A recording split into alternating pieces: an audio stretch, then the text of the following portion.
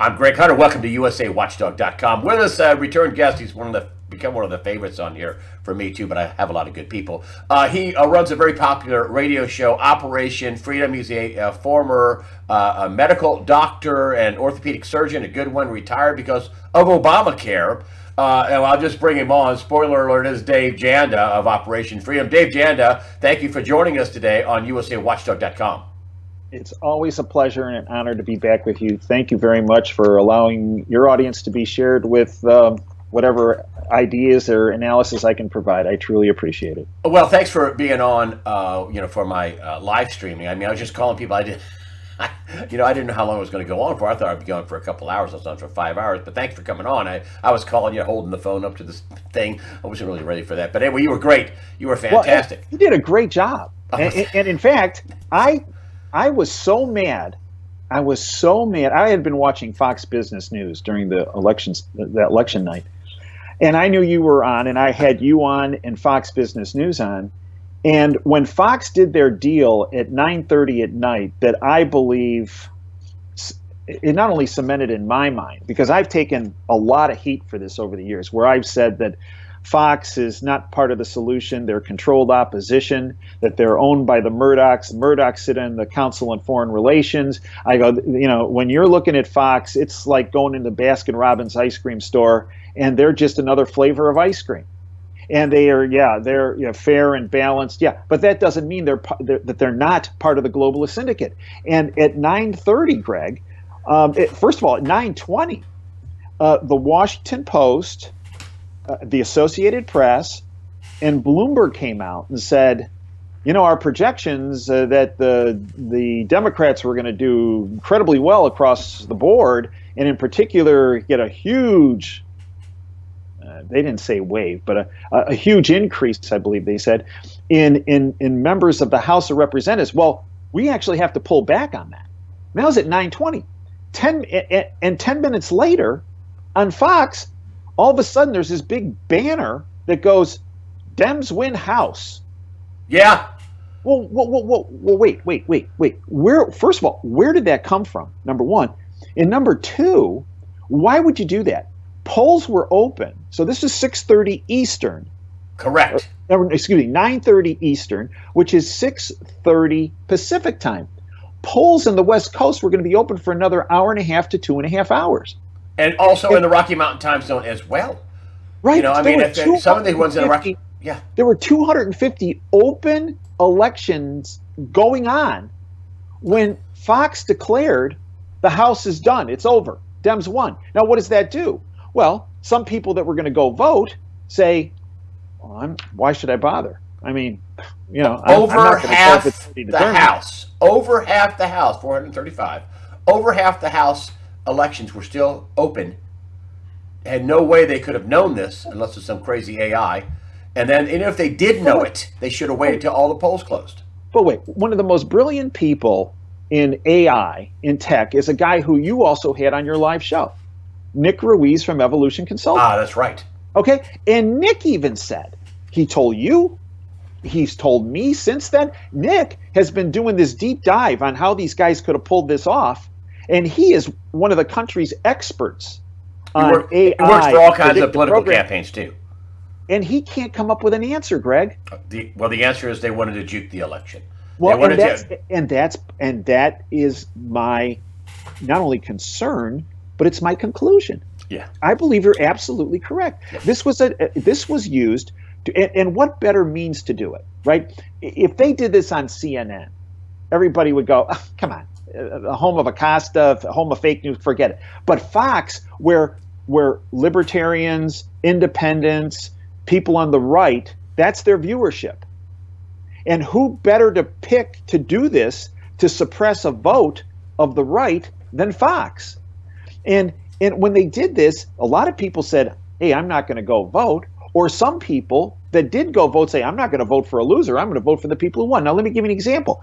Dana Rohrabacher, who's a Republican in California, who was up 9 points. 9 points in his district several days before the election. He lost that night. And I believe his loss, and he's been there for a long time, I believe his loss could well have been attributable to what Fox did. And let's put some names on this. So when I start saying that Fox has controlled opposition and they're part of the problem, I get a lot of, I've said this for years and I've gotten a lot of blowback for years, Greg. And some people say, well, what about Hannity and Ingram and Carlson? Well, no, I think they put information out there. On the other hand, Greg, there is information that we have discussed in our interviews that you discuss on a regular basis. For example, you bringing to light the fact that this Iran treaty, that Obama's great international achievement, you brought out the fact, and you have the documentation from the State Department, Obama's State Department, that it was not signed. Correct. Okay. Correct. Have you ever heard Hannity, Ingram, or Carlson ever speak about that? No. I heard a Democrat, Pat Caddell, slipped out one day in a discussion. He said, well, the whole thing wasn't signed anyway. Well, and nobody said a word about it. I think Pat Caddell is one of the most honest progressives. Yes. Yeah, but nobody even said, what? Excuse me? They all sat there, and they just agreed. Yeah. So they know it. How about this? How about the... wait, I want to put a name on this. Okay. I want to put a name out there that I believe is a player in why Fox did what they did. And it's the guy who is he's the vice president of political content at Fox. His name is Bill Salmon. He despises Trump. He also has written a book about how to influence elections. He was the guy who constructed, as I understand it, from some folks at Fox, he was the guy who constructed the list of questions for Megyn Kelly to take Trump out at the debates. Ooh, that backfired. Okay, he wrote a book. Here's the title of the book. Ready? The Evangelical President. George Bush's Struggle to Spread a Moral Democracy Throughout the World. Okay. How about an immoral globalist disguised as Christianity? The Bush family. Come on. I mean, I know everybody gets upset. The Bushes, the Obamas, the Clintons, they're all middle-level puppets, and they're all middle-level puppets of the globalists. This Salmon guy, though, is also the architect of the Murdoch's open immigration, open borders program. Oh, boy. To overthrow America. And Murdoch, the Murdochs own Fox. They sit on the Council on Foreign Relations, a globalist think tank. No, I don't believe this was an accident, what they did on Tuesday night at 9:30, because I can tell you this, there are some folks that were integrally involved in the elections process in California, and I spoke to them on Wednesday. And here's what they said. They said, we were getting reports that Fox News called the election for the Democrats at 6:30 our time. And they said, our people did not leave, and this is a couple county area, they didn't leave the polling places until 9 p.m. Pacific, which would be 12 midnight on the East Coast. Which 5.5 hours before that, Fox called it. And this person told me, look, when our people left the polling stations, the ballots hadn't been counted yet. That was at midnight Eastern time, yet Fox called it at 6:30 p.m. Eastern time. And let's not forget the Rocky Mountain zone.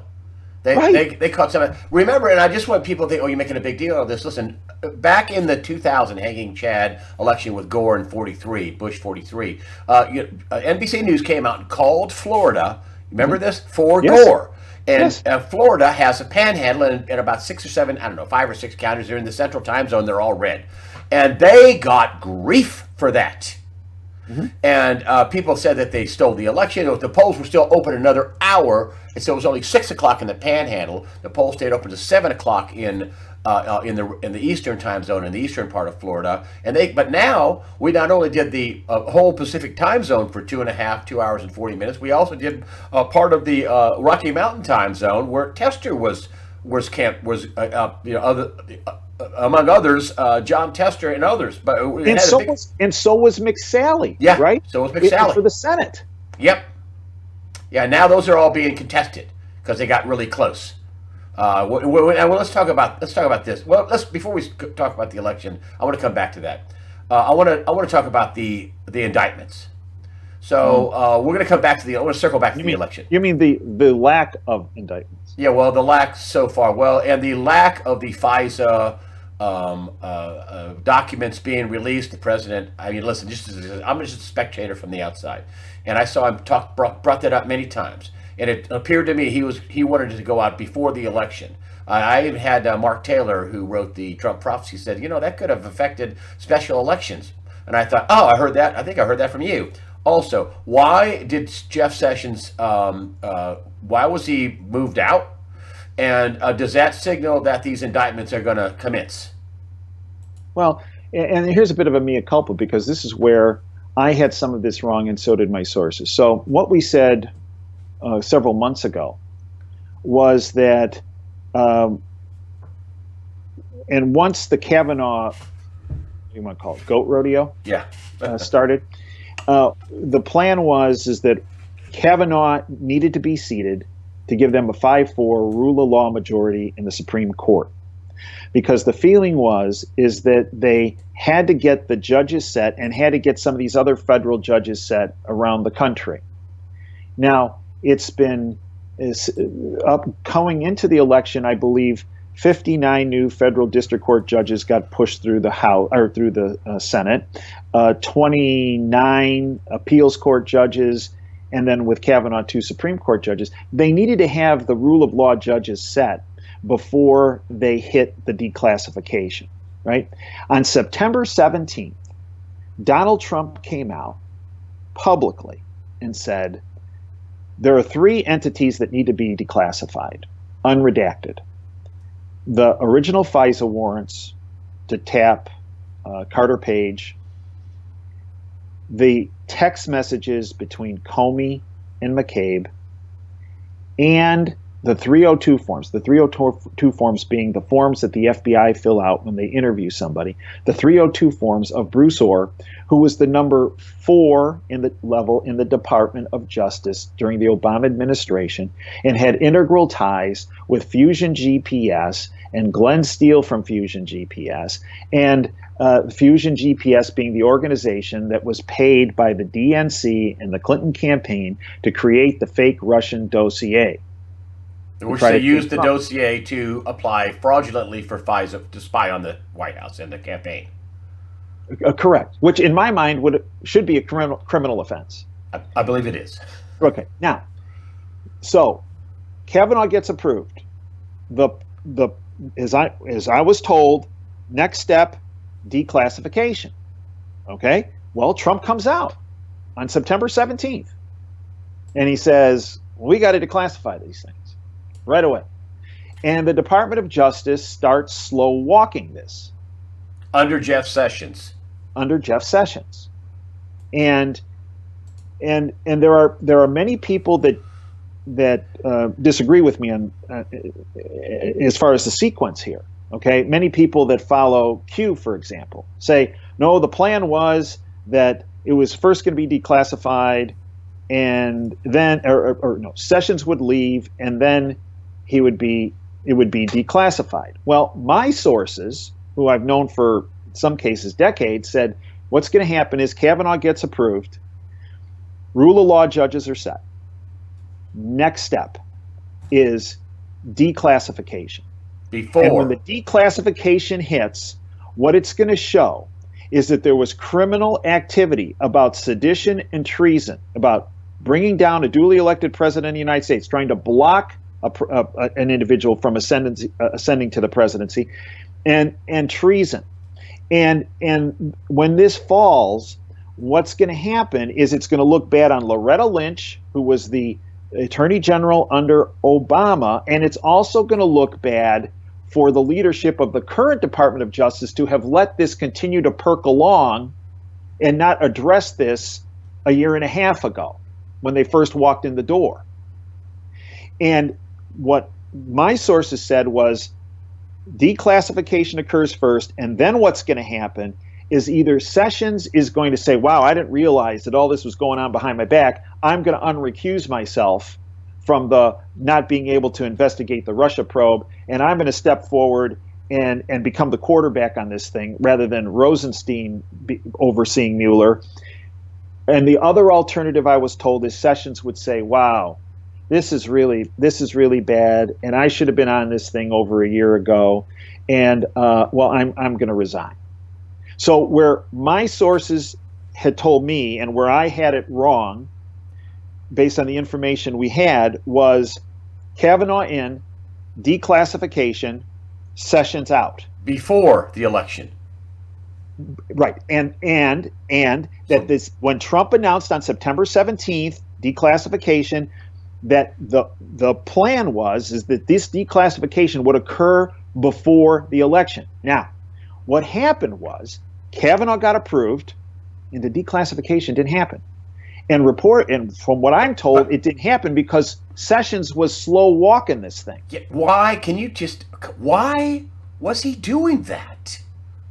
Why was he slow walking it? He can't have a good excuse other than the fact that I disagree with the president. And, when somebody works for another guy, when somebody works for another person and you work for them and you disagree with them, one of them usually goes, and it ain't the guy who's the boss.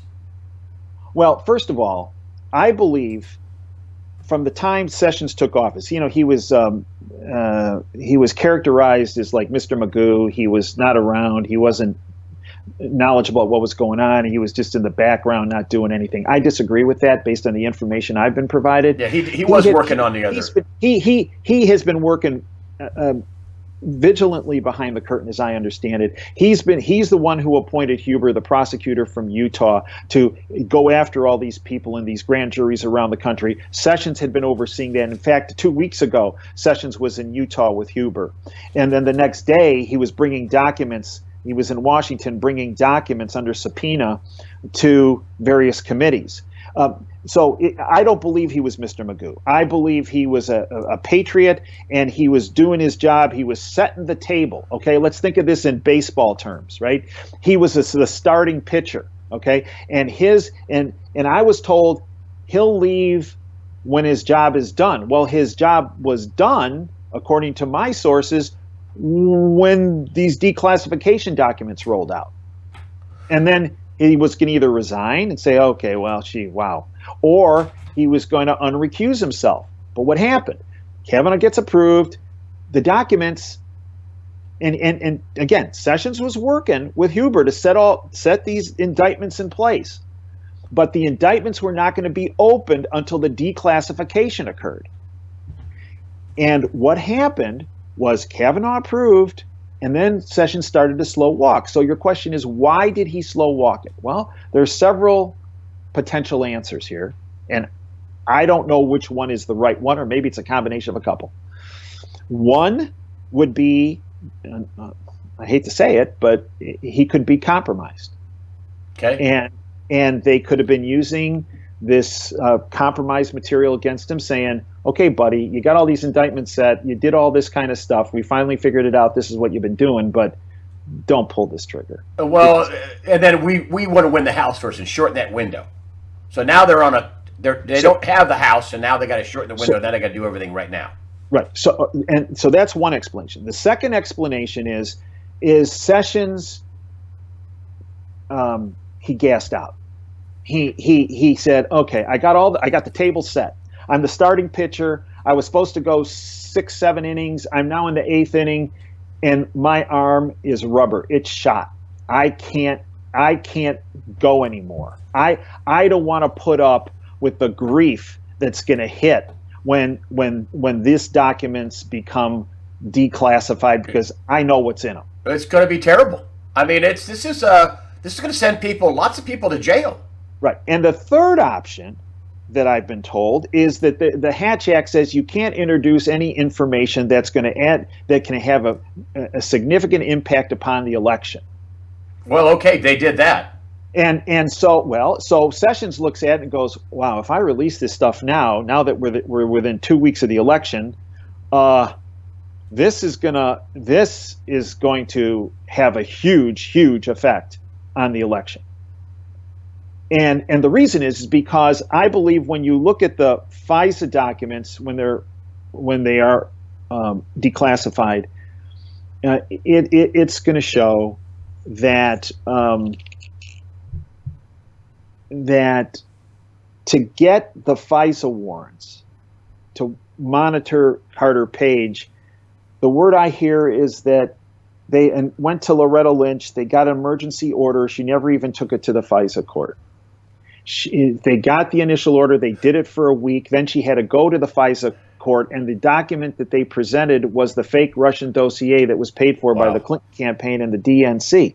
And by the way, it could well be that there were some interactions with some members in Congress, both on the Democrat side and on the Republican side, because remember, when we talk globalists are not just on one side of the aisle. They're on both sides of the aisle, and the living proof of that is Paul Ryan. Oh, yeah, Paul Ryan. Okay. What a weasel. So when Sessions looked at this and said, "Oh my gosh, Congressman so-and-so, Congressman so-and-so, Congressman so-and-so, Congressman, well, wow, if I let this out now, this is going to have a monumental effect on the election. So because of the Hatch Act, I can't do it." The bottom line is, whatever reason it is, in my mind, who cares? He didn't do it. And when he didn't do it, that's when Trump decided, okay, when the election night's over, he's done. Because he had a job. Look, love or hate Donald Trump. My dad had some interactions with him 30 years ago. You and I have talked about this. My dad built big buildings in Chicago. He had some projects he worked with Donald Trump. And, my mom, when my dad was going to have meetings with Donald Trump, she goes, "Oh, that guy, he's like Mr. Ego." And my dad's response was, now this is 30 years ago. He goes, he's very different in private than he is in public. He goes, he doesn't talk much. He listens. And he goes, the interesting thing about Trump is, he goes, I gave him information he needed to know, but it was information he didn't want to hear. And he goes, he readily accepted it. And then he asked some really great questions, insightful questions about what could be done to solve the problem, to work around the issues, to get to the next level. And so, love or hate Trump, he's a man of action. You're not successful in the construction industry, building huge buildings, if you're not a person of action. And if you're not a person who can act quickly, because the speed of a decision at times is important. So when Sessions was not getting this declassified information out there, I think Trump saw it as a weakness for whatever reason and said, that's it. And one other thing about this resignation letter, my experiences with past administrations, and I've known a number of folks that have been at the cabinet level. One of the first things they're asked to do after they're confirmed by the Senate is they are asked to write a resignation letter. And that resignation letter is given to the president, and it's put in and the president has all the cabinet resignation letters in the drawer of his desk. Now, many people are making out the fact that there was no date on Sessions' letter. Well, did that surprise me? No. No, because that letter could well have been written a year and a half ago. Yeah. In January 2017. I don't know. So let's fast forward. The new guy. He was put in by Trump They're going around the Deputy Attorney General, Rosenstein, who's totally conflicted, been conflicted. He wrote the letter to get Trump to fire Comey. This big dog, he's a supervisor, he's a witness. It's cuckoo time. He should have been recused a long time ago. But anyway, the new guy. We're ready to. What about the warrants? What about the indictments now? Is it on the way? He's also written about jailing Hillary Clinton with this global charity fraud. Unbelievable. Another thing Fox didn't bring up. Not only their global charity fraud, that's too big to be stupid, but in the Horowitz documents, his IG report, he had this meeting with this deputy FBI agent. I listed the page on it. I can go find it for you. But the meeting notes with Comey was hold on, let me just get rid of this here. The meeting notes with Comey was that they had the Clinton Foundation and crimes against children were meeting points. No, that's not conspiracy theory. That's actually correct. I know. That was in the Horowitz report. You and I have both seen the documents. That's correct. So there's a lot there with this global charity fraud, which I personally think you're going to find out that this foundation was doing a lot of funding for a lot of New World Order globalist stuff. The Democrats, which are now part of the New World Order, globalists are not part of the working man. But let's get back to the indictments. There's a lot there. The indictments. Are they coming? The person who stepped in was Sessions' chief of staff, and his name is Matt Whitaker. Whitaker is from Iowa. He actually played tight end football at the University of Iowa. He played in the Rose Bowl. Does that mean he should be a great attorney general? No, of course not. But he is an impressive guy. He truly was a scholar athlete and distinguished himself not only on the football field, but in the academic arena. Oh, he was also the attorney general of Iowa. Well, he was a U.S. attorney representing the Southern District of Iowa. Okay. I don't believe he was the attorney general. Okay, so he has experience. He has a tremendous amount of experience. This guy's a true badass, legally speaking. And this is so I spoke to people who've had interactions with him, and this is their take. Honest guy, quiet guy, tough guy, rule of law guy. Takes no grief.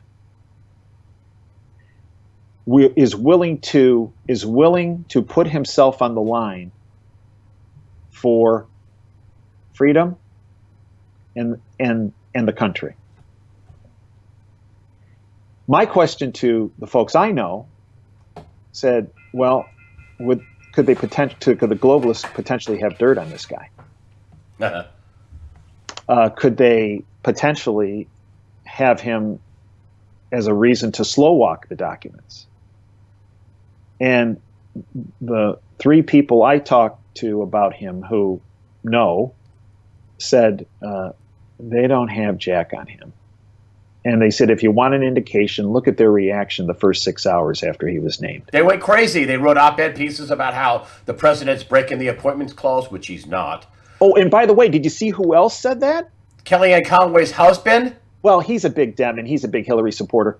Judge Napolitano from where? Oh, Fox. Oh, yeah. So you think Salmon might have had a meeting with him too? Yeah. So I'm very saddened by Napolitano because what he's saying stuff. Listen, I got a general studies degree, and there's things that I would say, wow, I could debate him on that. And he's supposed to be a constitutional scholar. He did not break the appointments clause, putting a temporary person in. No, and that temporary person can be there. I believe the numbers. What was I told? 210 days. Yes. And then you can re-up it for another 210 days. He did not break the appointments clause. No, and so what is that? 6 months? So over a year. Right. So you can do 6 months and then another 6 months. Yes. But here's the thing. Everybody's talking about, well, who's Trump going to name? You know what? I like him. Maybe. Well, wait. Let's give this guy a chance. Yeah, I like him. And here's the thing about his background. One of the other things I was told, Dave, this guy, he kind of sees life like you do. If there's somebody who he thinks is violating the rule of law and they have an R after their name or they have a D after their name, he doesn't care. He just cares that they're violating the rule of law. And while he was, as I mentioned, in Iowa at this position, of a U.S. attorney in the Southern District of Iowa, he reportedly went after corruption that related to the Dems and related to the Republicans. Ah, good. Good. And to me, that's a really great sign. So what about the indictments? Do you think they're coming? Do the indictments cometh? They must release this FISA thing before the Democrats get into office. And is he going to release indictments? And then we're going to circle back to the indictments going to cause special elections. Let's start with the indictments. Are they going to release some indictments soon? I think the first thing you have to start with is declassifying the documents. And I believe he's going to do that. But I also believe, as you do, there's a very short time window here. The time window is between now and when the Democrats take control of the House of Representatives. And the reason why, and some people might say, well, that's not necessary. No, here's why. Because when these documents are declassified, what the criminals' response, whether they're Republican or Democrat globalist criminals, they're going to say, well, okay, but you're misconstruing these texts between McCabe and Comey that implicated me. You're misconstruing what we had to do, our involvement in these FISA warrants. You're misconstruing some of the information that Bruce Orr said in his statements to the FBI. You don't have the documentation to support me being involved in this. And this is why it's important that Nunes, who essentially has control of these documents now. He won, right? Yes, he did. Yeah. But boy, I believe one of the people targeted on this 9:30 p.m. call was Nunes. Yeah. And they got Rohrabacher out, but they didn't get Nunes out. But I believe there's a short window here. And if you think Paul Ryan's going to push for this, you're crazy, right? It's up to Nunes, and it's up to players within the House right now, Jeffers, Meadows, to just unleash this stuff, okay? Because they have the documents to back up what is going to be declassified in these documents, the FISA documents, the text between McCabe and Comey, and the 302 forms by Orr. If they wait until the House falls in the hands of the globalist Democrats, what's going to happen is that it's going to be declassified. They're going to start screaming for where's the proof, and Adam Schiff is going to be sitting there going like this. What? Huh? No, I'm working on impeaching the president, okay? Don't bother me with this stuff. So they have a timeline, okay? So the indictments don't happen until the declassification occurs. What I was always told, Kavanaugh in, federal judges seated, declassification, indictments, and that's where we bring in some of the other issues we've talked about using the criminal justice system to prosecute these people and the military tribunals that Lindsey Graham brought up in the Kavanaugh confirmation hearings with Kavanaugh. I think Jeff Sessions was corrupted. I think he shortened the window for them to work. That's what it looks like to me. I think he shortened the window for them to work. He can't be that stupid. I gave you 3 reasons why he... Yeah, right. I think he shortened the window. That's what I think. And it could be it's some of all of that. Now they're in a fire drill. They got to put the pedal to the metal. I think it's going to come out sooner than later, the declassification. I wouldn't be surprised if the declassification is next week, on Monday or Tuesday or Wednesday. I think the new guy's going to be working the weekend. Well, I do too, but this is why we see the histrionics coming out of the globalists. This is why we see the histrionics. Because they're concerned, and this is why they're raising this, it's illegal for him to be the acting attorney general. Which is total BS. Which I don't understand. I don't see where they're getting that. I mean, I'm not a lawyer. I don't see how Kellyanne Conway... I've talked to lawyers that have constitutional law scholars.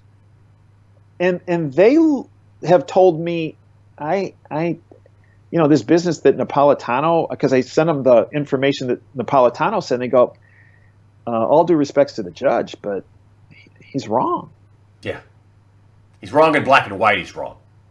Yeah. He's wrong. When this stuff gets released, I mean, there's going to be people. Let's just go into the future now.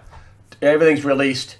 Everything's declassified. The indictments drop. How big is this? There's what 50,000 in sealed indictments right now. Yeah, but 50,000, or some people are saying up to 67,000, whatever. All those indictments are not going to be open. If folks are anticipating tens of thousands of indictments being opened, I don't think that's going to happen. I've said that from the very get-go. What I've been told is that some people that have sealed indictments with their name on them have already left office, have already left their positions on Wall Street, their positions in Silicon Valley, their positions in Hollywood, their positions in television. Which is a big win for what people don't realize is that, those empty seats that were left open by or not funded or whatever you want to do, by the Republicans in the House, those were all weasels anyway. Well, look, everyone said, well, Trump had a majority in the House and a majority in the Senate. Well, I really, since he became president, I don't agree with that. And the reason I don't agree with that is because just look in the Senate. He had a 51-48, and then one independent went through the Dems. So 51-49 majority, right? Yeah. But of the 51, McCain, Flake, and Corker, all never Trumpers from the very get-go. 48. All never. So really, Trump only had 48 people that he could pretty much count on in the Senate before the election. Now, those three are gone, right? And he's going to end up with 53, 54, maybe up to 55, right? Depending on what happens with, and we can get into this. Florida and Arizona. This whatever you want to call it, with the recount issues in Florida and Arizona and maybe Montana and blah, blah. But he's going to have a much more solid majority in the Senate. In the House, there were 44 Republicans that decided not to run for re-election. Now, Greg, you know these cats. Yeah, I've been around, unfortunately, for a long, 30 years of my life. These guys and these women that are in Congress, they love sitting in their big overstuffed leather chair every day and pointing their finger about doing this and doing that and all this kind of stuff. And look at how much power I have. And hey, where am I taking the next taxpayer-funded junket on? And where, hey, I like sitting in first class and not having to, pay for my, all this stuff, right? All the perks. Why would 44 Republicans all of a sudden say, we got a guy in the White House, finally. We got a Senate that's Republican. Look at all the great things we could do because we have control of the executive branch and the legislative branch. And we now have a Supreme Court that's 5-4 rule of law. Instead, it's time. Greg, you and I both love ice cream, right? Yeah. Okay. Would you walk away from a sundae bar? Yeah, no. Come on. If there was like all this great ice cream and hot fudge and whipped cream and cherry sitting there, no, you and I would both gain 20 pounds. Yeah. So you're saying they left because they were corrupt and Trump was using the indictments to say, you're going to leave now. Take your money from your campaign. Go live a nice life. Get out of the way. Somehow compromised, and probably financially compromised. Yeah. Okay, I don't think those 44 were part of the pedophile human trafficking problem that we see with the globalists, because I believe they wouldn't have been allowed to skate. But they were not funded well. They had empty seats. They had terrible candidates. There wasn't a solid. It was Paul Ryan's effort to flip the House, and I said this in one of my weekly a couple of times that he would try to flip the House if he could. Hey, he did. He did. You're right. So look, Trump is an analyst. That was my dad's experience with him. He analyzes, synthesizes information. He's an information vacuum. He wants as much data. My dad used to say, as much info. He goes, a lot of people say, don't confuse me with the facts. Don't confuse me with data. Just give me the bottom line. He goes, Trump is the exact opposite. Trump is, I'm going to come to my own, give me your conclusion, and I'm going to come to my conclusion, but I want as much data and information and facts in front of me as I can get. There's no such thing as too much. Okay, so I think Trump looks at this situation. He knows Ryan is a globalist. He's gone head to head with Ryan. He knows Ryan is undermining him in blocking whatever his legislation was, trying to get rid of Obamacare, getting something in place that wasn't baby Obamacare like Ryan Care was, because Ryan is bought and paid for by the insurance industry. The wall, right? Open, the security of the border, right? I mean, just look at Ryan was fighting to the very end about open borders, right? Like a good globalist. He recognized that. He also recognized he had 44 people leaving, and he also recognized there were a lot of rhinos, right? And remember, like at his press conference the other day, he went through that list of, in particular, he say like Mia Love, she didn't give me any love, so guess what happened to her? She's gone. Well, and the point is that there were some people that still ran for office that were not supportive of the Trump agenda, of a secure border, of ripping Obamacare out by its roots and putting something in its place that was more free market oriented, which also included having the pre-existing conditions issue involved. So there were people that didn't sign on to his agenda. So he looked at it and he said, I got this globalist Ryan. He's undermining the agenda in the House. I think it's better if I put my eggs in the Senate basket, because they, as we saw with Kavanaugh, it was the Senate stepped up.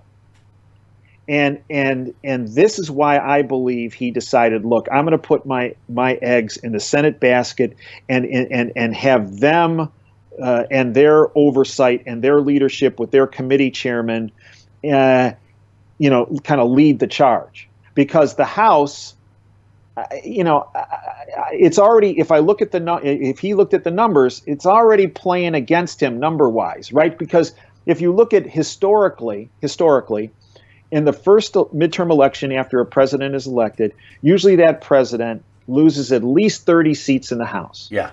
And loses at least 5 seats in the Senate. Well, he gained 3, 4, whatever happens with the recounts in the Senate, and he lost right now. I mean, I don't know, there's like 13 races that are still pending, 8 in favor of Democrats, or Republicans, 5 in favor of Republicans. No, excuse me. Democrats. 8 in favor of Republicans, 5 in favor of Democrats. And they have the majority. I think they have 228, and they needed 223. So maybe they'll end up with 233, 234, whatever. No, but that's not a big majority. That's a small window. He knew he didn't have much there to begin with. He also knew he had 44 leaving. He also knew that of those that would be potentially coming back, they weren't supportive of his agenda, even though they had an R after their name, because after the R was a G for globalist, right? So he's looking at all of this and he goes, I'm going to put my eggs in the basket of some key governors, Florida and Ohio, for the 2020 election, and I'm going to put my efforts into the Senate, because their oversight of their chairmanships is going to be key, because we saw how good they were when it really came down to it with the Kavanaugh situation. And he also realized, now wait a minute, he looked at the Republican National Committee leadership, who I believe is not fond of Donald Trump. No, they did not fund these races. That's exactly it, Greg. So Ronna Romney McDaniel, middle name was what, Greg? Romney. Is Romney a globalist? Yeah, he had plenty of funding out there in Utah. Oh yeah, all right. So he's looking at Ronna Romney McDaniel, and and who has been supportive of him, but that doesn't mean the people behind her that get things done are supportive of him.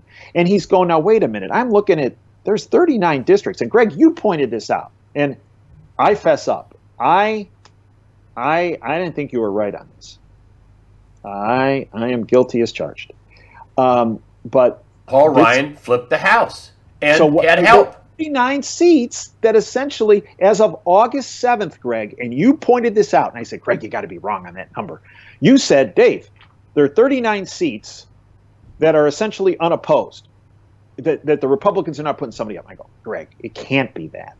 And it was, as of August 7th, 39 seats did not have a Republican running for the House of Representatives, and that was only true of 3 on the Democrat side. And my people that I spoke to just today about this said, well, some of those it wasn't. They said we don't have the exact number, but it wasn't 39 that didn't run unopposed. But some of the people that ended up being put in those positions to run was essentially being unopposed because the Republican National Committee didn't give him any money. Huh. Ryan didn't give him any support. Yep. They didn't have the personnel to get it done, and essentially it was given them away. So Trump looked at all of because they wanted to flip, and I want to make sure that we get this clear, that Paul Ryan and his globalist buddies wanted to flip the House for the Democrats because of these indictments, because of this backup information, because of all this stuff. He wanted to do that, and I'm sorry, Jeff Sessions, slow walk this till after the election so the Democrats would control the House. Jeff Sessions, I know they want to tell him he's a patriot and all this, but I think he's a weasel for doing this. Well, here's what I was told that was the plan. This is what I was told about Sessions. Sessions played ball, but when they got this is what direct quote, football analogy. Maybe it's kind of appropriate now that Matt Whitaker, former football player at Iowa, tight end, is now the acting attorney general. What I was told was we got the ball to the 5-yard line. The ball was handed, the quarterback handed the ball to Sessions, and he dropped it. He can't even, they said, you can't even consider it a fumble. A fumble implies that he held the ball and was moving forward. And got hit. Right. He goes, and what I was told, the handoff was the ball was being handed to him, and he dropped it. Okay, so beyond Sessions, I think that's just going to be a little speed bump. They have enough time to work this out. They have enough time for Matt to go in there, Whitaker, and say, listen, you're either going to have this or you're fired. Okay, you got that? I'll tell you something. But Greg, you called it. You called this.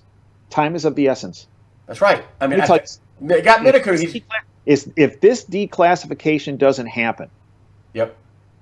If this doesn't happen well before the end of the year, it's done. I would expect some threats of firing. Forget it. No, I would expect Whitaker to be saying, you're either going to have this on my desk tomorrow by 5 o'clock, or I'm going to send security down here and you're going to be escorted out of this building. Well, that's how you'd handle it. That's how I would handle it. So you have tomorrow, right? Tomorrow. This isn't like some secret papers where there's millions of documents. This is like what? 100 documents? 200 documents? How many is this? No, I think between the text between McCabe. Okay, let's say 1,000.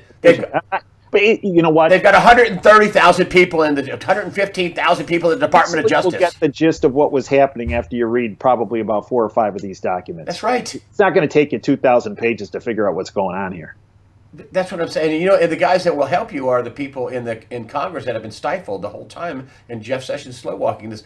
I want to go on to the arrests. So let's say when these documents come out, the unredacted documents come out. Some of the warrants they're going to go after the Clinton, Obama. They're going to go after all the puppets of the globalists. They're going to go up the chain. They're going to not work on the bottom part of the chain. They're going to work on the top part of the chain. They're going to start with the people like Brennan. Tell me about how many people could go to jail. If you're working at the top part of the chain, though, Greg, you're going after the Rothschilds, the Rockefellers, the Payseur family, the Lazards, Pincuses, Warburgs, Loebs. That's the top of the chain. They're not. I think they'll get there, but I think they're going to take the middle level guys out first, and that's the Obamas, the Clintons, the Holders, the Lynches, the Brennans, the Clappers. Those are the Hastings. These are the people. Oh, and you know what? Maybe there's going to be a Ryan in there. Maybe McCain's name is going to surface again. And Greg, it could well be a number of members of the House of Representatives and possibly the Senate will also be brought forward linked to these documents after they're declassified. And we're talking about treason. We're talking about sedition. Yes. We're talking about obstruction of justice. We're talking about fraud. Yes. We're talking about perjury. Yes. We're talking about suborning perjury. Yes. And remember, you talked about Matt Whitaker and the things he's written. You're right. he has spoken about the fact that, in particular with Hillary Clinton, about her use of a personal server and having classified documents go across that server. People died. And he has said, we have prosecuted a person for one document. And you have somebody who has tens of thousands of documents going across a personal server, some of which are classified, top secret, and that person's not prosecuted? No, that person needs to be prosecuted. And if that's Hillary Clinton, that's Hillary Clinton. Now, remember, when he made that statement, this is what really got the deep state wound up. He's not just talking about Hillary Clinton. I think the deep state is willing to sacrifice Bill and Hillary Clinton in a fast second. But when he talked about that, remember who had a pseudonym, a fake name, and was Barack Obama. Yes, and was communicating with Hillary Clinton, and it involved classified information over that illegal personal server, and the person there is Barack Obama. I reported that when I think either John, either The Hill or Sarah, what's her name, reported. I reported that right when I said, "Wow, what a earth-shaking fact." Of course, the mainstream media, the dunces hugging each other, Acosta, whatever his name, Alexander, arguing with the president in this latest press conference. They didn't think that was a news story. Obama using a non-government server to converse with Hillary Clinton with her unprotected servers. It's a huge story. Oh, and what about the charity fraud? It's treason. It's treason. Oh my gosh! What about the charity fraud? The funding mechanism of the globalists and the Democrats and all these weasels. What about the giant global charity fraud where nobody said a word about them collecting something like $4 billion for the Haiti earthquake, and the officials down there said, we didn't get anything. We got hardly nothing. No, just ask the Haitian people about the Clintons. They can't stand them. But what about Uranium One, Greg? But that was Robert Mueller was in there. I mean, you talk about putting every American, every person of the world in potentially harm's way with what they did with Uranium One. She signed off 20% of the United States uranium supply, and their charity, I can't even use that term with them. The global charity fraud. Right. The Clinton Foundation received $145 million in donation. Maybe more than that. Related to that transaction. And then you're going to have people who are right outside that window over there in the People's Republic of Ann Arbor, Michigan. They'll say, wow, you're misrepresenting that because that uranium never left the United States. Yes, it did. Greg, is that true? It did leave the United States, didn't it? It went through Canada. Yeah. Through some intermediaries. Yeah. And it actually didn't stay in Canada. It ended up throughout the world, including the Middle East. So don't tell me. Thank you, Justin Trudeau. Don't tell me that the ramifications of their money laundering activities through the Clinton Foundation didn't have a potentially devastating effect on our world. There's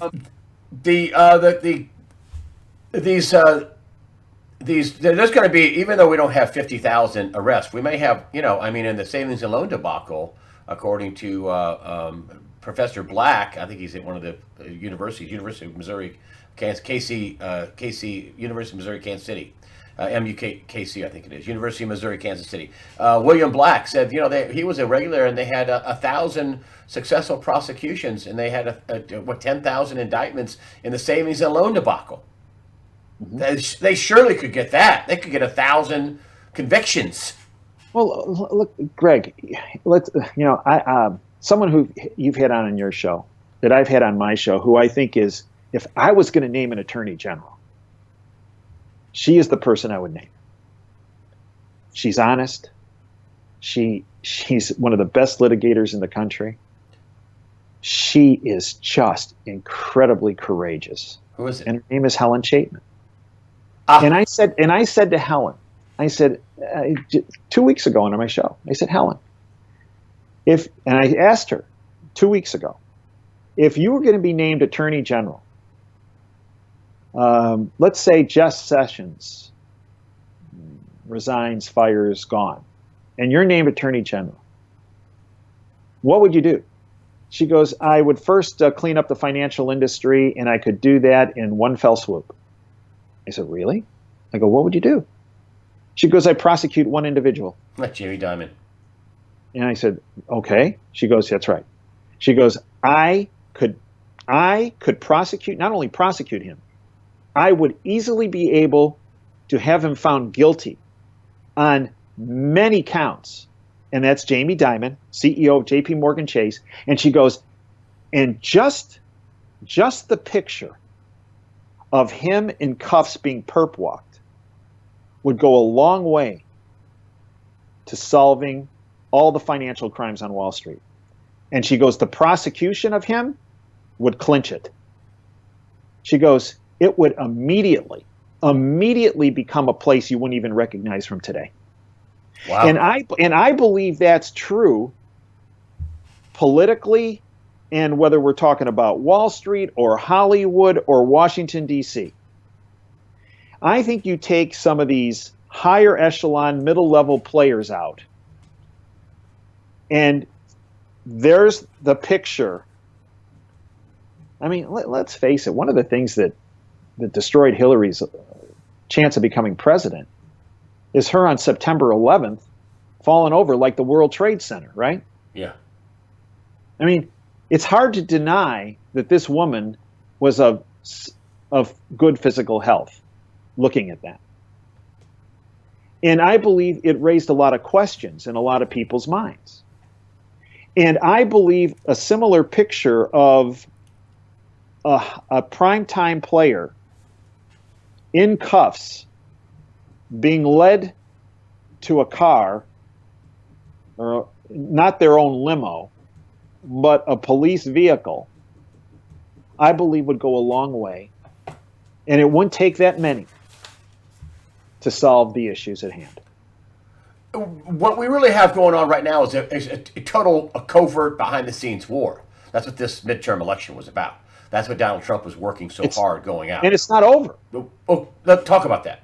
Okay, because I mean, and when I say it's not over, I'm talking about the fraud.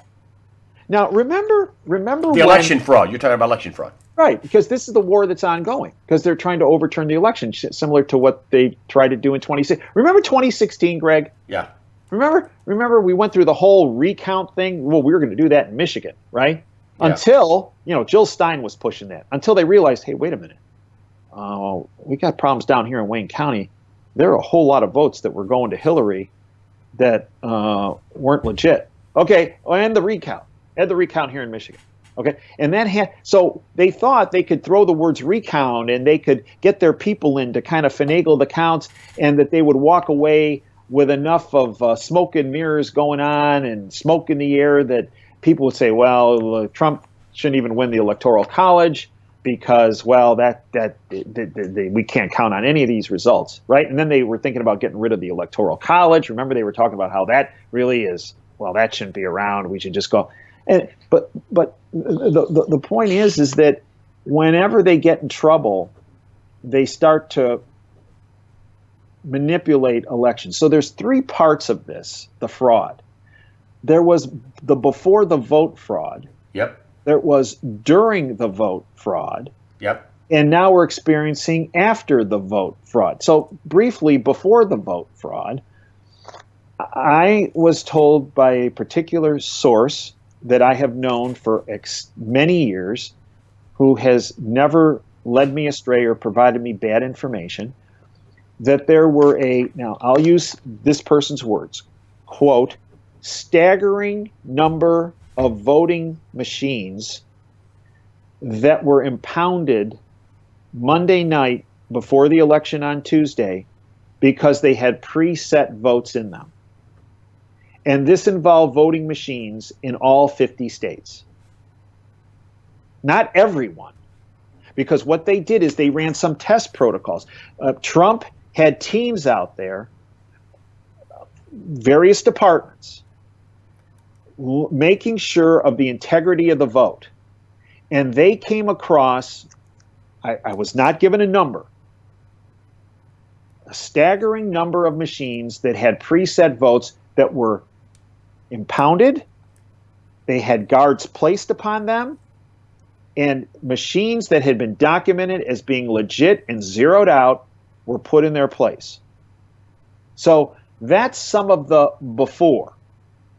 The during was something we talked about earlier. Fox News. The voter suppression with Fox. Yeah, and NBC. Right? And James O'Keefe from Project Veritas, fantastic work. Just look at Texas. He has videotape of poll workers bringing in illegals, knowing they're illegals and they're not registered, and saying, come on, no problem. Come on in. Because Beto needed all the votes he could get. That's right. Okay. And then now we're dealing with, and also before, about this voting machine thing, remember Georgia, which now, remember this Abrams or whatever her name is. They tried to hack the, yeah. What? They tried to hack. Georgia investigate. This is from Zero Hedge. Georgia investigating Democrats for allegedly hacking voting system. Georgia's Secretary of State and Republican gubernatorial candidate Brian Kemp revealed on Sunday before the election his office is opening investigation of the Georgia Democrat Party on allegations that it attempted to hack the state's voting system, including allegations of possible cyber crimes. So that was before, but now after, what do we have?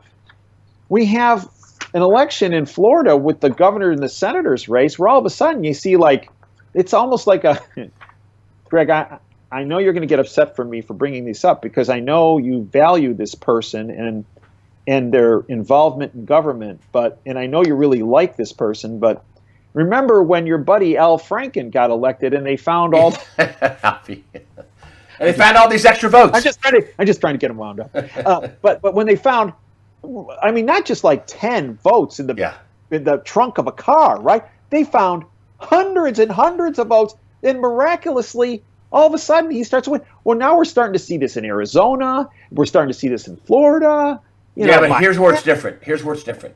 Okay, before it was not a national security issue. Right. Now it is. So Homeland Security is involved, the FBI is involved, the NSA probably is involved. Everybody is involved. This is a national security issue. And if they're rigging these votes and filling out fraudulent forms, somebody is going to go to jail. Well, and I have somebody who's a primetime player who's going to go to jail, and it's this elections director in Broward County in Florida. If she's juking the vote down there, and this is also a very not the first time with her. Remember, it would go all the way back to Gore and Bush and the hanging chads and the guy looking at the thing. Remember that whole thing with the magnifying glass? Yeah. And then in 2016, we had problems in Broward County, and now we got it again. So here, there have been lawsuits filed against her, this Brenda Snipes. And this is now the hub of the governor's race and the Senate race. All of a sudden, miraculously, 2 days after the election's over, 3 days after the election's over, they're finding thousands of ballots, right, that weren't counted. Okay, now here's the headline from the Washington Examiner. This is from 2 years ago. She being Brenda Snipes, the director of elections in Broward County, Florida, she illegally destroyed ballots in 2016. This from the Washington Examiner now. Now the Florida GOP worries she's trying to steal a Senate seat. This from Jim Heff. Brenda Snipes, the director of elections in Broward County, and the rest of her crew at the Broward County Supervisor of Elections do not deserve any. Now this is Tim Canova, who ran against Debbie Wasserman Schultz in 2016. Okay, this is what he said. Brenda Snipes and the rest of her crew at Broward County Supervisor of Elections do not deserve any presumption of impartiality, honesty, integrity, or competence. Snipes illegally destroyed the ballots cast in my 2016 primary against Debbie Wasserman Schultz. Yet there's been no criminal investigation. This is Tim Kavanaugh. However, in May of 2018, 2 years later, a judge ruled that Snipes violated state and federal laws by destroying ballots that Canova was seeking to look for voter irregularities in the primary. So a judge ruled against her for destroying ballots in Broward County in 2016. And that ruling came in May of 2018. Now, and I ask you this question, Greg. What in the world is she still doing there? It's unbelievable. Can't they just send Homeland Security down there and just lock the place down? It is a national security issue. Can't they just send them in there and say, we're national security? Well, it's a national right. security issue. But you know, Scott, who's the current governor, who's running for the Senate, I actually, I know this is going to be unpopular, but I find him to blame because he should have thrown the penalty flag 2 years ago. Yeah, he should and have. Same with Pat Biondi, the Attorney General down there. They should have shut her down 2 years ago. Correct. And then if that wasn't bad enough 2 years ago, when this judge ruled that she violated state and federal laws, why wasn't Scott in May and Biondi in May screaming for her to be removed? Because I think if they had done that preventively, yeah, this wouldn't be happening now. And look at what Marco Rubio just said. Marco Rubio said this. Now, I'm not a big fan of Marco, but I got to give him credit for stepping up. Quote, a U.S. Senate seat and a statewide cabinet officer are now potentially in the hands of an elections supervisor, this is Brenda Snipes, with a history of incompetence and of blatant violations of state and federal laws, end quote. Okay, I give Rubio credit for speaking out. But these comments about her and the expose of her should have happened months ago. Do you think they're going to be able to turn this over? The Democrats are going to go in and cheat this out? Do you think they're going to be able to do it? Well, and what have you heard about actual federal officials on the ground? Because this is a national security issue. Heard there are multiple a lot of federal officials on the ground. And there are Democrat operatives and there are Republican operatives on the ground as well. Now, let me give you a clue of who's on the ground trying to reverse the election, because that's what they're trying to do. There's a lawyer by the name of Mark Elias. Now, if that name sounds familiar, it's because he is Hillary Clinton and the Clinton campaign's former lawyer. He is a lawyer for the Democrat National Committee. He was the same lawyer that hired Fusion GPS to create the fake Russian dossier, which was used to get those FISA warrants to illegally spy on the Trump campaign. And that's the guy leading the charge for this Gillum guy who lost the governor's race to DeSantis, and leading the charge for that old bat Nelson, who's been in office since before you and I were born, probably, and that's forever. That's the guy leading the charge to overturn the election. And they come out, they do this every time. They go, we just want every vote counted. No, you want votes counted that didn't have people associated with them that were registered voters. That's who you want counted, because that's why this Elias character is down there. And you don't think they'll be successful? You think Trump's putting it behind the scenes, which you're not hearing this reported, but you think behind the scenes, Homeland Security is involved, the FBI is involved, everybody's involved. So I think Florida is going to go by the way of the Jill Stein recount event. I think they're going to actually find it's going to take a while, but that's what they want. They want to string this thing out. Hopefully, Greg. Now listen, I think they're doing this so they can string this out until the Dems take control of the House. Because what they're trying to do is just like they did with Kavanaugh, throw a bunch of smoke in to kind of prolong it, right? So that the declassification documents could be slow walked. I think they're trying to do this again to create all this smoke and mirrors about these elections so that those documents again are slow walked until the Dems take control of the House. And I believe Matt Whitaker doesn't bite into that apple. Yes, he's going to. You're saying Whitaker, they must have sat down. I mean, the White House, Trump, whoever, must have sat down and said, you're going to do this ASAP, right? Okay, then you're the, and if you do this right and you play ball with me and you do a good job, you may become the Attorney General of the United States of America. I mean, do you think? I don't know if that conversation occurred, but here's what I think. I think from what I'm told about Whitaker, he's a rule of law guy. Yeah. And he despises people, no matter who they are, that are fooling with the system, that are messing with the rule of law, that are gaming the system.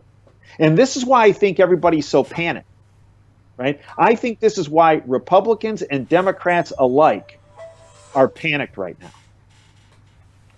Because he's going to drop the he's going to work the weekend and he's going to drop the hammer. He's going to get this done. I believe he's going to drop the hammer, and I hope you're right. He's been there for a while. He's been there. He has been there for a while as chief of staff. Yeah. He knows where all the bodies are buried. Yeah. He knows where the bodies are buried. So, frankly, if we don't see some movement on this, I mean, big time movement, and I agree with you, it should happen Monday. I don't think it's going to happen Monday. It should, though. It's probably going to happen in the next week or so. But let me tell you, if it doesn't happen by the end of the year. No. It has to be before that. It has to happen in the next week. It's got to be. It's got to be in the next week or so. It has to be. I cannot imagine Donald Trump. I cannot imagine Donald Trump allowing this to sit much longer. I can't imagine Donald Trump not having a deal done with Whitaker before he put him in as the temporary attorney general. Just go back to my analogy about baseball. Sessions was the starter. He got through about the 8th inning. And frankly, we have the lead. Just look at where we are with the Senate. Just look at what the things that have gotten done in the past year and a half. Now he needs a closer. And he needs a closer that can fire 100-mile-an-hour fastballs. And if he has to, put it right underneath the chin of a bunch of people to get them to back off the plate. And I think and I believe that's what Whitaker is about. I believe he's a closer. I believe he's a 100-mile-an-hour fastball pitcher, and I believe he is willing to not only put one on underneath the chin of somebody, but maybe he's willing to put one on the back of the head of somebody. You think he's coming out sooner than later? The indictments, I should say, he has to do it before the end of the year. Period. I think he has to do it before Thanksgiving. He has to declassify. He has to declassify those documents. Well, when does Congress go on vacation? When does the House shut down? I think in my mind, they're always on vacation. No, but when do they shut down? For a Christmas holiday, I don't know that they. I don't know. I don't know the calendar. Usually, it's like they don't usually work through Christmas Eve unless they're going to pass the Federal Reserve Act in December of Christmas Eve on 1913 when they want to shove a globalist policy through.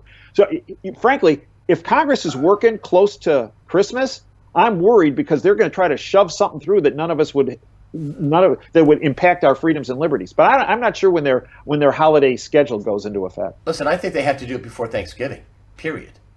He's got to do it soon. He's got to do it next week and then a week after. I mean soon. It's not that big of a deal. I mean, we're talking about some documents where they don't put lines on them. I mean, why is this a big deal? Well, and remember, the thing out there circling is the Inspector General's report of the Department of Justice when it comes to the FISA warrant. Remember, that's also pending.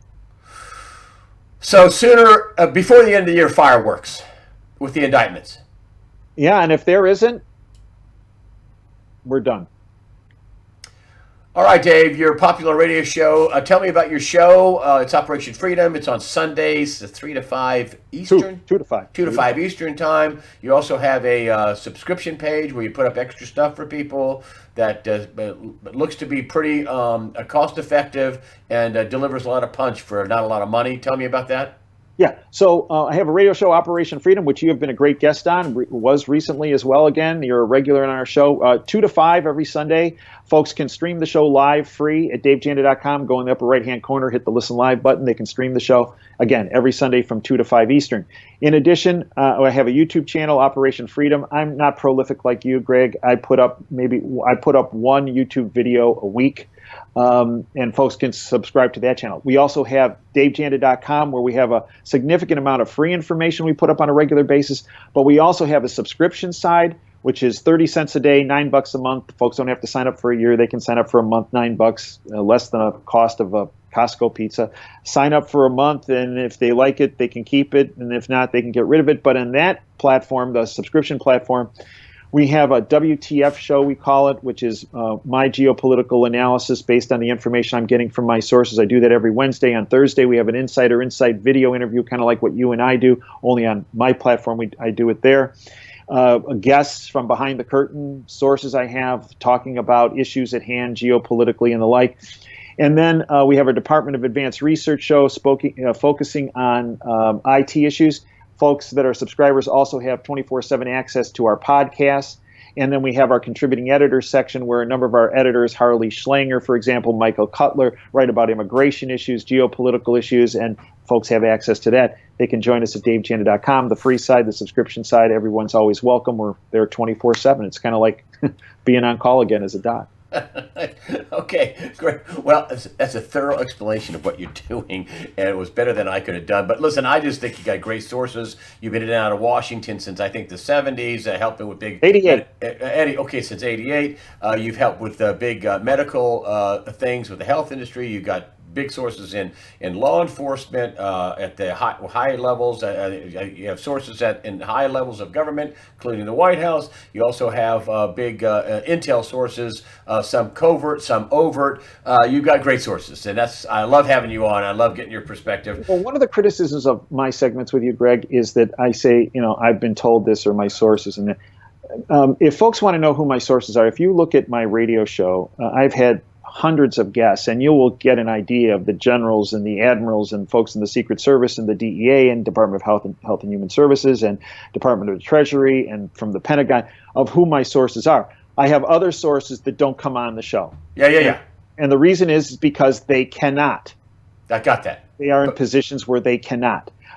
But again, you are aware of who some of these people are. Yes. And have seen some of the communications. Yes. And they are people that I have known for an extended period of time who are patriots of the highest order.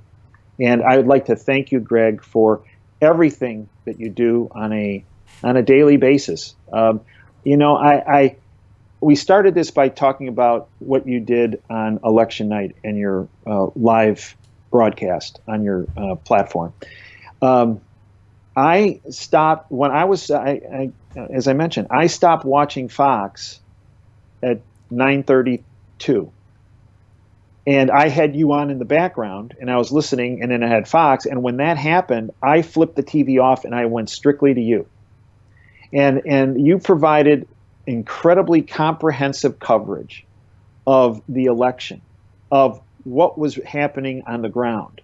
And this was, anyone who didn't see it, I know you have it up on your YouTube channel, people should go to it and look at it again, because you were on there for hours. Because Fox called it. You touched on issues that CNN, MSNBC, ABC, CBS, NBC, and Fox will never touch on. Well, when they called it, I made a decision to stay up until, and I was using a couple of different sources. I was going to stay up until it was all over out on the West Coast, because I didn't see how they could come up with what they did, and they rigged it, and there was also multiple parts to the rigging, but they rigged it. There's the Paul Ryan, the Rhino Republican globalist part to the rigging, with how he left some seats empty and didn't fund the seats, and didn't run the thing. They were empty up until August. I mean, come on, it's too stupid to be stupid, as Jim Sinclair says. It's just too stupid to be stupid. Yep. And so, anyway, but I stayed up. Thank you. You're very kind. Listen, I appreciate you coming on. We did about an hour. I usually run about a 30-minute interview with you. See, I spoke too long. Sorry. Well, no. With you, I just open it up and let it ride, because a lot of people are like, "Hey, you had Dave Janda, it was on too short," and I don't want to be too short. We covered the election, we covered the indictments, we covered Sessions, we covered the fraud, we covered Florida, Arizona, we covered a lot of stuff. Dave Janda, thank you for coming on and sharing your sources and your beautiful mind on USAWatchdog.com. Greg, I'm going to save that for my wife, because she doesn't agree with you on the beautiful mind part. But thank you very much, and my best to your beautiful bride, Betty. She is a wonderful person as well. And again, thank you for everything you are doing and have done and will do. And good luck on your, and much success to your radio show. That's 2 to 5 Eastern time. And you can find it at davejanda.com. Dave Janda, thanks for joining us today on USAWatchdog.com. Thank you, Greg.